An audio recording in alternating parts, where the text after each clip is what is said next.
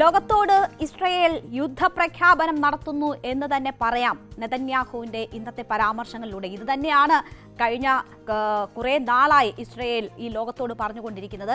എന്താണ് ഇപ്പോൾ ഇസ്രായേലിനെ പ്രകോപിപ്പിക്കുന്ന സാഹചര്യം എന്ന് നോക്കിയാൽ പലസ്തീനെ അംഗീകരിച്ച് കൂടുതൽ യൂറോപ്യൻ രാഷ്ട്രങ്ങൾ രംഗത്ത് വരുന്നതാണ് നമ്മൾ കാണുന്നത്. 2023 മുതൽ തുടങ്ങിയ യുദ്ധമാണ്. പലസ്തീനെതിരെ ഏകപക്ഷീയമായി നടക്കുന്ന കടന്നാക്രമണം ലോകം കണ്ടുകൊണ്ടിരിക്കുകയാണ്. അത് എല്ലാ സീമകളും ലംഘിച്ചിരിക്കുന്നു. അവിടെ നടക്കുന്നത് വംശഹത്യയാണെന്ന് UN കണ്ടെത്തിയിരിക്കുകയാണ്. ആ ഒരു സാഹചര്യത്തിൽ പോലും ലോകരാഷ്ട്രങ്ങളുടെ ആവർത്തിച്ചുള്ള വാർണിംഗ് മറികടന്ന് ഇസ്രായേൽ അവിടെ നരഹത്യ തുടർന്നുകൊണ്ടിരിക്കുകയാണ്. അവിടെ വംശഹത്യയാണ് നടക്കുന്നത് എന്നത് ലോകത്തിന് തന്നെ വ്യക്തമായിരിക്കുന്ന ഒരു സാഹചര്യമാണ്. ഈ സാഹചര്യത്തിലാണ് UK-യും കാനഡയും ഒക്കെ ഓസ്ട്രേലിയയും ഒക്കെ തന്നെ പലസ്തീൻ ഒരു രാഷ്ട്രമായി അംഗീകരിച്ചുകൊണ്ട് രംഗത്ത് വരുന്നത് നമ്മൾ കാണുന്നത്. അങ്ങനെ പലസ്തീനെ ഒരു രാഷ്ട്രമായി അംഗീകരിച്ചുകൊണ്ട് യൂറോപ്യൻ യൂണിയൻ അംഗങ്ങൾ രംഗത്ത് വരുന്നത് ഇസ്രായേലിനെ വലിയ രീതിയിൽ പ്രകോപിപ്പിക്കുന്നു എന്ന് വേണം മനസ്സിലാക്കാൻ. മാത്രവുമല്ല, ഈ രാഷ്ട്രങ്ങൾ പലസ്തീനെ ഒരു രാഷ്ട്രമായി അംഗീകരിക്കുന്നതിനൊപ്പം തന്നെ അത് യുഎന്നിലെ വാർഷിക സമ്മേളനത്തിൽ ഒരുമിച്ച് ഒരു നിലപാടെടുക്കാനും അവിടെ ദ്വിരാഷ്ട്ര പ്രഖ്യാപനത്തിലൂടെയുള്ള പ്രശ്ന പരിഹാരത്തിനുള്ള ശ്രമങ്ങൾ നടത്താനും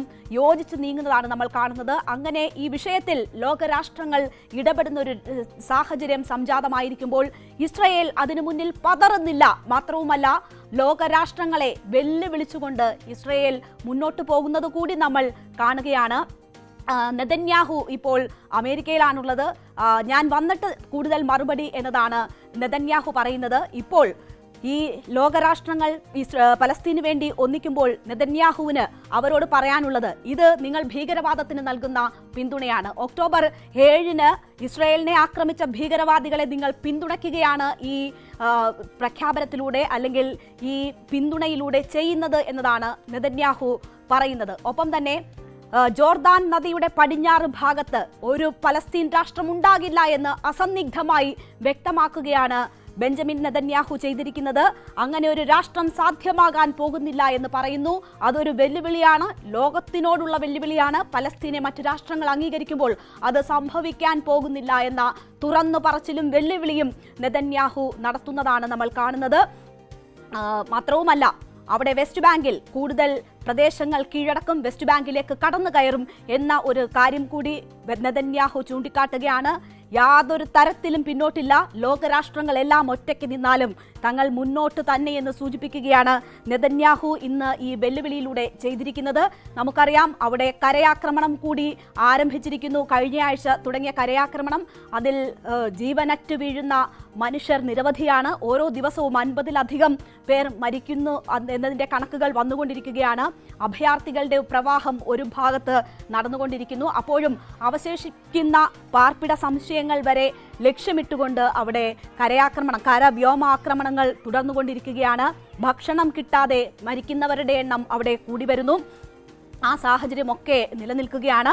അപ്പോഴും ഒരു ഇഞ്ച് പോലും പിന്നോട്ടില്ല എന്നതാണ് ഇസ്രായേൽ സൈന്യം സ്വീകരിക്കുന്ന നിലപാട്, ബെഞ്ചമിൻ നെതന്യാഹു സ്വീകരിക്കുന്ന നിലപാട്, സ്മോട്രിച്ച് ഉൾപ്പെടെയുള്ള തീവ്ര വലതുപക്ഷ മന്ത്രിമാർ സ്വീകരിക്കുന്ന നിലപാട് എന്നത് നമ്മൾ കാണണം. അങ്ങനെ വലിയ രീതിയിലുള്ള വെല്ലുവിളി തുടരുന്നു. എന്തായാലും യുദ്ധപ്രഖ്യാപനം എന്ന് തന്നെ പറയാം. അതും ലോകരാഷ്ട്രങ്ങളോടുള്ള യുദ്ധപ്രഖ്യാപനമാണ് നെതന്യാഹു ഇന്ന് നടത്തിയത്.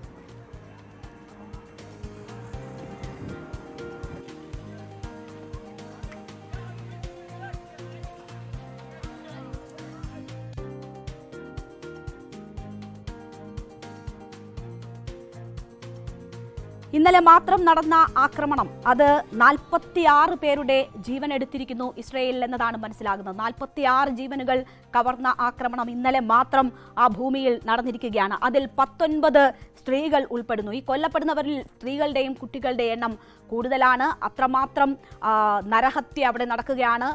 ആകെ മരിച്ചവരുടെ എണ്ണം ഏതാണ്ട് 66,000 കടന്നിരിക്കുന്നു. 66,000-തോട് അടുക്കുന്നു ഈ ഘട്ടത്തിൽ എന്ന് വേണം മനസ്സിലാക്കണം. അപ്പോൾ ഈ 2 വർഷമായി തുടരുന്ന ഈ ആക്രമണത്തിൽ കൊല്ലപ്പെട്ടവരുടെ എണ്ണമാണ് 65,000. അതിൽ പട്ടിണി മരണങ്ങളും നിരവധിയുണ്ട്. കൊല്ലപ്പെട്ടവരിൽ കുഞ്ഞുങ്ങളുടെ എണ്ണം കൂടുതലാണ്. അങ്ങനെ ലോകം കണ്ടു നിൽക്കാൻ വയ്യാതെയാണ് ഇതിനെതിരെ നടപടികൾ സ്വീകരിക്കുന്നത്, അല്ലെങ്കിൽ ചെറുതായെങ്കിലും അവരുടെ പ്രതികരണം നടത്തുന്നത്. പലസ്തീൻ രാഷ്ട്രം എന്നത് അംഗീകരിച്ചുകൊണ്ട് യൂറോപ്യൻ യൂണിയനിലെ അംഗങ്ങൾ തന്നെ രംഗത്ത് വരുമ്പോൾ അതിനെ വെല്ലുവിളിച്ചുകൊണ്ട് ഞങ്ങൾ ഇത് അവസാനിപ്പിക്കാൻ പോകുന്നില്ല എന്ന് തന്നെ പറയുകയാണ് ബെഞ്ചമിൻ നെതന്യാഹു. 4.5 ലക്ഷത്തോളം പലസ്തീൻകാർ ഇതിനോടകം തന്നെ ഗാസ വിട്ടിട്ടുണ്ട് എന്നതാണ് നമുക്ക് ലഭ്യമാകുന്ന വിവരം. 6 ലക്ഷത്തിലേറെ പേർ യുദ്ധഭൂമിയിൽ തുടരുന്നു എന്നത് ചൂണ്ടിക്കാട്ടിയാണ് അവിടെ ആക്രമണം ശക്തമാക്കുന്നത്, അവരെ ഒഴിപ്പിക്കാനുള്ള നടപടികൾ നടക്കുന്നത്. യുദ്ധം നിർത്തി ബന്ദികളെ മോചിപ്പിക്കാൻ ഹമാസുമായി കരാറുണ്ടാക്കണമെന്നാവശ്യപ്പെട്ട് ജെറുസലേമിൽ പ്രധാനമന്ത്രി ബെഞ്ചമിൻ നെതന്യാഹുവിന്റെ വസതിക്ക് മുന്നിൽ ആയിരക്കണക്കിന് ഇസ്രയേലി പൗരന്മാർ പ്രകടനം നടത്തുന്ന സാഹചര്യവും കൂടി ഉണ്ടാകുന്നു. ഇസ്രയേൽ ലോകത്തിന് തന്നെ വെല്ലുവിളിച്ചുകൊണ്ട് നടത്തുന്ന ഈ ശ്രമങ്ങൾ അത് ബന്ദികളുടെ മോചനം അസാധ്യമാക്കുമോ എന്ന തരത്തിലുള്ള ഭീഷണി അവരുടെ ബന്ധുക്കൾക്കുൾപ്പെടെ ഉയരുന്നു. ഇസ്രയേലിനുള്ളിൽ നിന്ന് തന്നെ വലിയ രീതിയിൽ ഇതിനെതിരെ പ്രതിഷേധം ശക്തമാകുന്ന സാഹചര്യമുണ്ട്. അപ്പോൾ പോലും ഈ പലസ്തീനെ അംഗീകരിക്കുന്ന രാഷ്ട്രങ്ങളോടും അവർക്ക് പറയാനുള്ളത്, നിങ്ങൾ തീവ്രവാദത്തെ പ്രോത്സാഹിപ്പിച്ചാൽ ബന്ദികളുടെ മോചനം വൈകുമോ എന്ന ഒരു സാഹചര്യം അവർ ചൂണ്ടിക്കാട്ടുന്നു. ബന്ദികളുടെ അവരുടെ അടുത്തുള്ളവർ അല്ലെങ്കിൽ അവരുടെ ബന്ധുക്കളായിട്ടുള്ള ആളുകൾ വലിയ ആശങ്കയിലാണ്. അങ്ങനെ ഇസ്രയേലിനുള്ളിൽ തന്നെ നെതന്യാഹുവിനെതിരെയുള്ള പ്രതിഷേധങ്ങളും ഉയരുന്നു.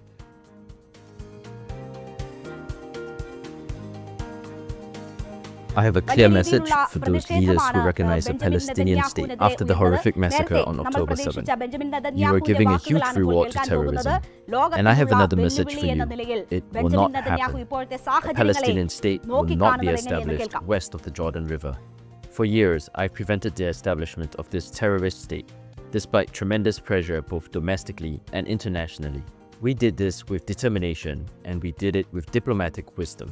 Moreover, we doubled Jewish settlement in Judea and Samaria, and we will continue on this path. ഇതാണ് ബെഞ്ചമിൻ നെതന്യാഹുവിന് ലോകത്തോട് പറയാനുള്ളത്.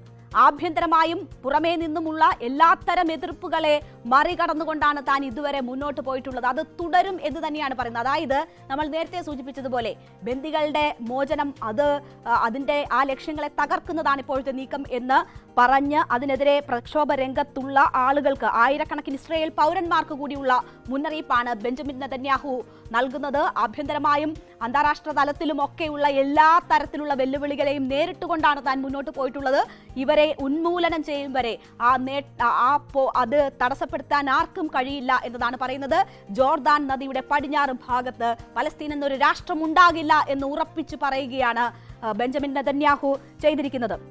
വംശഹത്യയാണ് പലസ്തീനിൽ നടക്കുന്നത് എന്ന് പറഞ്ഞത് UN ആണ്. അത് ശരിവെക്കും വിധം, അത് ഒരു മറയുമില്ലാതെ തുറന്ന് സമ്മതിക്കും വിധമാണ് ബെഞ്ചമിൻ നെതന്യാഹുവിന്റെ ഓരോ പ്രതികരണവും ലോകം കേട്ടുകൊണ്ടിരിക്കുന്നത്. ഇന്നും അത്തരം പ്രഖ്യാപനം തന്നെയാണ് ഉണ്ടായിരിക്കുന്നത്. എന്തായാലും ഈ സാഹചര്യം, ഇങ്ങനെ ലോകരാഷ്ട്രങ്ങൾക്ക് പോലും ഭീഷണി ഉയർത്തുന്ന തരത്തിലുള്ള ഇസ്രയേലിന്റെ ഈ പടപ്പുറപ്പാടാണ് ഇപ്പോൾ മറ്റ് രാഷ്ട്രങ്ങളെ അതിനെതിരെ നിൽക്കാൻ പ്രേരിപ്പിക്കുന്നത്. അതിൽ യൂറോപ്യൻ യൂണിയൻ അംഗങ്ങളായ രാഷ്ട്രങ്ങൾ പലസ്തീൻ രാഷ്ട്രത്തെ അംഗീകരിച്ചുകൊണ്ട് രംഗത്ത് വരുന്നു. പോർച്ചുഗലിലും മറ്റും ഒക്കെ വരും ദിവസങ്ങളിൽ UN നടക്കുന്ന വാർഷിക സമ്മേളനത്തിൽ അവരുടെ നിലപാട് പ്രഖ്യാപിക്കാനിരിക്കുകയാണ്. മറ്റ് കൂടുതൽ യൂറോപ്യൻ രാഷ്ട്രങ്ങൾ രംഗത്ത് വരും, 10ഓളം രാഷ്ട്രങ്ങൾ രംഗത്ത് വരും എന്നതാണ് പ്രതീക്ഷിക്കപ്പെടുന്നത്. മാത്രവുമല്ല, സൗദിയും ഫ്രാൻസും ചേർന്നുകൊണ്ട് അവിടെ ഒരു ദ്വിരാഷ്ട്ര പരിഹാരം എന്ന നിലയിലുള്ള പ്രമേയം പാസാക്കാനുള്ള നീക്കങ്ങൾ കൂടുതൽ ശക്തമാക്കുക കൂടി ചെയ്തിരിക്കുന്ന ഒരു ഘട്ടമാണ്.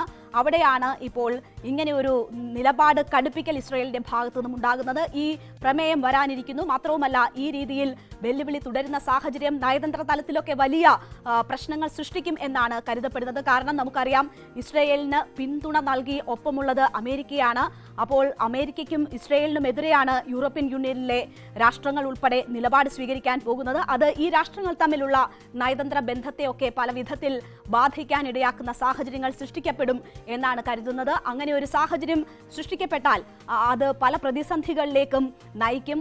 നമുക്കറിയാം, സൗദി ഇപ്പോൾ പാകിസ്ഥാനുമായി കൈകോർത്ത സാഹചര്യം നമ്മൾ കണ്ടതാണ്. ഇസ്രയേലിൽ നിന്നുള്ള ഭീഷണി നേരിടുക എന്നതാണ് അതുകൊണ്ട് ഉദ്ദേശിക്കുന്നത്. അങ്ങനെ ഒരു സൈനിക പ്രതിരോധ കരാറിൽ ഒപ്പുവെച്ചുകൊണ്ട് സൗദി ആ ഒരു നീക്കം നടക്കുന്നു. അറബ് രാഷ്ട്രങ്ങൾ ഖത്തറിലെ ഇസ്രയേലിന്റെ ആക്രമണത്തോടുകൂടി യോജിച്ച് നിൽക്കാനും അത് ഒരുമിച്ച് നേരിടാനുമുള്ള തീരുമാനം എടുത്തത് നമ്മൾ കണ്ടതാണ്. അപ്പോൾ അങ്ങനെയൊക്കെയുള്ള പലതരത്തിലുള്ള നയതന്ത്ര പ്രതിസന്ധികളും മറ്റ് ഏകീകരണങ്ങൾക്കുമൊക്കെ വഴിവെക്കുന്നു ഈ സാഹചര്യം. അത് കൂടുതൽ ശക്തമാക്കാനായിരിക്കും ഇങ്ങനെയുള്ള പ്രതിസന്ധി കൂടുതൽ ശക്തമാക്കാനായിരിക്കും ഈ സാഹചര്യം ഇനി ഉതകുക എന്നാണ് മനസ്സിലാകുന്നത്. എന്തായാലും താൻ തിരിച്ചെത്തിയിട്ട് മറ്റ് മറുപടി എന്നതാണ് ഇസ്രയേൽ സൂചിപ്പിക്കുന്നത്. അത് എല്ലാവർക്കുമുള്ള ഒരു സന്ദേശം കൂടിയാണ്. ഇസ്രയേൽ ഈ നിലപാടിൽ ഉറച്ചു നിന്ന് മുന്നോട്ട് പോകും എന്നത് തന്നെയാണ് നമ്മൾ കരുതുന്നത്. ഇസ്രയേലിന് വേണ്ട സൈനികമായ സഹായമൊക്കെ ചെയ്തുകൊണ്ട് അമേരിക്ക തൊട്ട് പിന്നാലെ തന്നെയുണ്ട്. അപ്പോൾ ഇതൊരു തരത്തിലും തങ്ങൾ പിന്നോട്ടില്ല എന്ന സൂചന തന്നെയാണ് ബെഞ്ചമിൻ നെതന്യാഹു നൽകുന്നത്. ഈ പ്രശ്നങ്ങൾ